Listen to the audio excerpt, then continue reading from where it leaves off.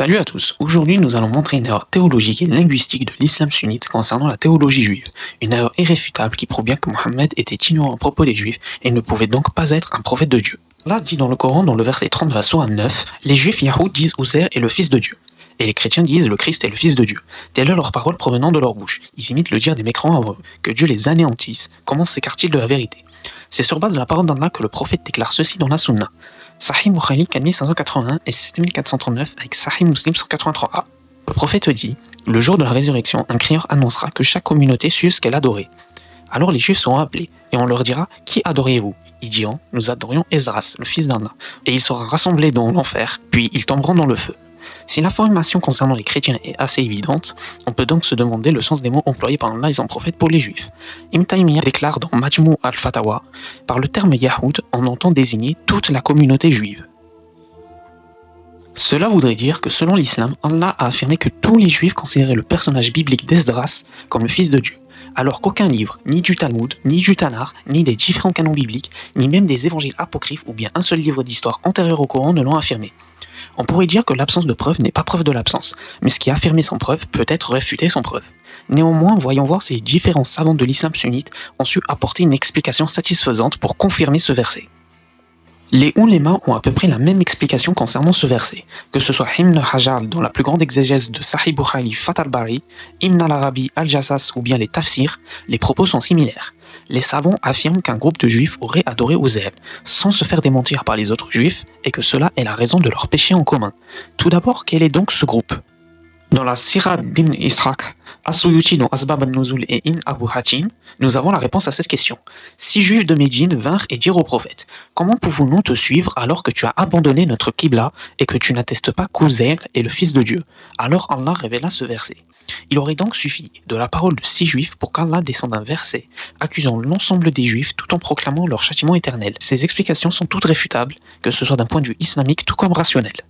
Tout d'abord, d'un point de vue islamique, les explications de Ibn Taymiyyah, Ibn Hajar et autres sont incorrectes, car elles contredisent le Coran, puisque Allah a dit dans plusieurs versets que personne ne peut porter le péché des autres. Dans le verset 38 de la sourate 53, il est écrit « Nul ne peut porter le péché d'un autre ». C'est aussi écrit dans d'autres versets. Allah ne peut pas faire porter le péché de 6 juifs à une communauté entière. D'un point de vue rationnel, le reproche aux juifs de ne pas avoir contredit l'affirmation de ces 6 personnes est extrêmement malhonnête. Comment au 7e siècle les rabbins de toute la diaspora juive, s'étendant de la Méditerranée aux 4 coins de l'Arabie, auraient pu condamner les propos de 6 personnes isolées à Médine? Pour rappel, aucune écriture proclamant qu'Esdras est le fils de Dieu était à réfuter. Même aujourd'hui avec les technologies du 21e siècle, il faut des recherches extrêmement approfondies pour avoir accès à cet événement. Que dire du 7e siècle? La théorie la plus rationnelle est celle où Mohammed était ignorant concernant Esdras et la théologie juive, et avait besoin d'assimiler le péché d'idolâtrie aux juifs pour avoir une justification de les attaquer. Un hadith sahih confirme l'ignorance de Mohammed concernant Esdras. Sunan Abu Daoud 4674, authentifié sahih par Al-Albani. D'après Abu Huraira, le messager d'Allah a dit « Je ne sais pas si Touba était maudite ou non, et si Uzair était un prophète ou non. » Pour le besoin de justification, il a noté que ce verset n'est pas dans une position anodine, mais bel et bien placé après le controversé verset 29 de la sourate 9, renforçant la théorie d'une justification guerrière. De plus, ce n'est pas le seul cas de figure où l'ensemble de la communauté juive est puni par l'islam à cause d'une seule partie d'entre elles. Dans les versets 47 et 46 de la sourate 4, il est dit « Il en est parmi les juifs qui détournent les mots de leur sens, et disent « Nous avons entendu mais nous avons désobéi. » Mais Dieu les a maudits à cause de leur mécréance, leur foi est donc bien médiocre. Ô vous à qui on a donné le livre, croyez à ce que nous avons fait descendre, en confirmation de ce que vous avez déjà, avant que nous effacions des visages et que nous les retournions sens devant derrière, ou que nous les maudissions, comme nous avons maudit les gens du Shabbat, car le commandement de Dieu est toujours exécuté. Allah a donc désigné un groupe de juifs coupables déterminés, puis a maudit tous les gens du Shabbat. Le contexte du verset affiché ci-dessous confirme cela, où l'on voit le prophète prêcher l'islam devant des rabbins influents, et qui, suite à leur refus de se convertir, prononce le verset 47 de la sourate 4. L'exemple du verset 64 de la sourate 5 est encore plus frappant.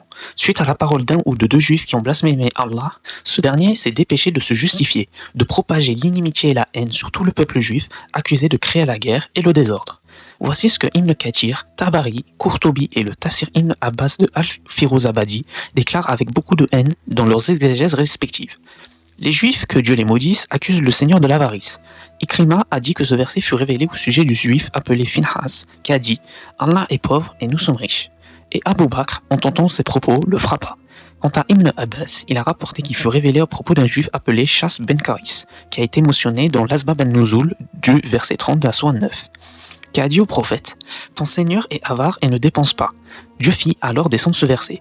Mais Dieu a eu la puissance et la gloire, répandit à leurs mensonges et leurs calomnies, en disant que leurs mains à eux soient fermées et qu'ils soient maudits pour ce propos, car ils sont un peuple jaloux, haineux et peureux. Encore une fois, Allah fait un sophisme de composition suite aux propos d'un seul ou de deux juifs isolés. Néanmoins, et si Uzael n'était pas Esdras, certains apologistes musulmans modernes affirment que Uzael est égal à Métatron, un ange associé au patriarche Enoch dans un ouvrage apocryphe appelé 3 Enoch. Paul Williams, dans une vidéo, dit « Ainsi, lorsque le Coran dit que les Juifs disent qu'Uzael est le fils de Dieu, il est dit qu'ils adorent Métatron. Le Coran ne l'approuve évidemment pas, et certains Juifs non plus. Les Juifs appelés les Karaïtes ont rejeté le judaïsme rabbinique comme polythéiste à cause de cette idée de Métatron. La polémique du Coran est donc dirigée contre une aberration juive médiévale, qui est le karaïsme, plutôt que contre ce que l'on pourrait trouver enseigné dans une synagogue juive orthodoxe aujourd'hui.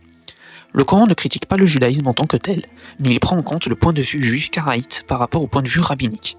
Paul Williams semble pertinent en mentionnant cela, puisque dans l'apocryphe 3 Enoch chapitre 4, nous retrouvons ceci. « Je demandai à Métatron et lui dis « Pourquoi portes-tu le nom de ton créateur ?» Par 70 noms, tu es plus grand que tous les princes, plus élevé que tous les anges, aimé plus que tous les serviteurs, honoré au-dessus de tous les puissants dans la royauté, la grandeur et la gloire. Pourquoi t'appelle-t-on jeune dans les cieux élevés ?» 3 Enoch chapitre 4 verset 2, il répondit et me dit « Parce que je suis Enoch, le fils de Jared. » On peut donc faire le lien avec l'apocryphe de Esdras chapitre 2.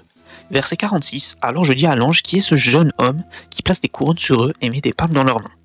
Verset 47, il répondit et me dit « C'est le fils de Dieu, celui qu'ils ont confessé dans le monde. » Et Enoch, donc Métatron, est donc le fils de Dieu selon les Juifs suivant l'apocryphe.